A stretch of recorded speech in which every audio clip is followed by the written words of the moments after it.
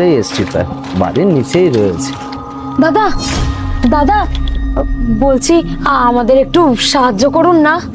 কিন্তু আমি তোমাদেরকে কি সাহায্য করতে পারি? আসলে আমার বাবা 3 মাস ধরে বাড়ির ভাড়া দিতে পারেনি, তাই বাড়িওয়ালা বাড়ি থেকে তাড়িয়ে দিয়েছে আমাদের। একটু যদি কোনো থাকার ব্যবস্থা হয় খুব সুবিধা হয়ে যায়। কিন্তু আমি আপনাদের জন্য কি করতে পারি সেটা আমাকে বলুন। যদি 200 টাকা দিলে হয়ে যায় আমি দিয়ে দিচ্ছি। না না, টাকা পয়সা আমাদের লাগবে না। দেখুন, বাবার বয়স হয়েছে, আমি একা মেয়ে, এই বয়স্ক মানুষটাকে নিয়ে আমি কোথায় এত রাত্রিরে যাই বলুন? কিন্তু আমি তোমাদেরকে কিভাবে থাকার ব্যবস্থা করে দিই? আমারও তো ফ্যামিলি রয়েছে না বাড়িতে। আর যদি আমি আপনার বোন হতাম, আপনি আমায় রেখে যেতে পারতেন রাস্তায় একা? একটা রাতের ব্যাপার, একটু যদি কোথাও থাকতে দেন খুব ভালো হয় তাহলে দাদা। ঠিক আছে, দেখেও আপনাদেরকে ভদ্র মনে হচ্ছে, আমি আজ রাতটা নয় আপনাদেরকে থাকার ব্যবস্থা করে দিচ্ছি। কিন্তু হ্যাঁ, কাল সকাল হলেই তোমরা তোমাদের ব্যবস্থা করে নিও, ঠিক আছে?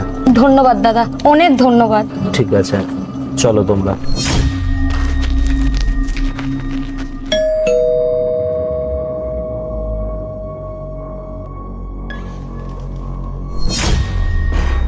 আসুন আসুন। এই বর্ষা এনারা না রাস্তায় অসহায়ভাবে বসেছিল, থাকার জায়গাও নেই, তাই আমাদের বাড়িতে একটু নিয়ে এলাম। বসুন, ওখানে বসুন আপনারা। আরে তোমরা নিচে কেন বসছো? উপরে চেয়ারে উঠে বসো।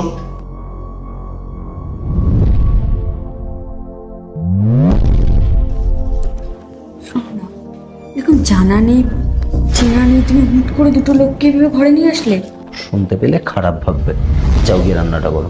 আরে তুমি যাও গিয়ে রান্নাটা বসাও, যাও।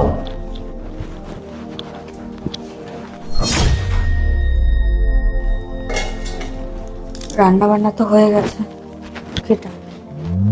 সৌমিক, সৌমিক, হ্যাঁ একটু এদিকে এসো তো।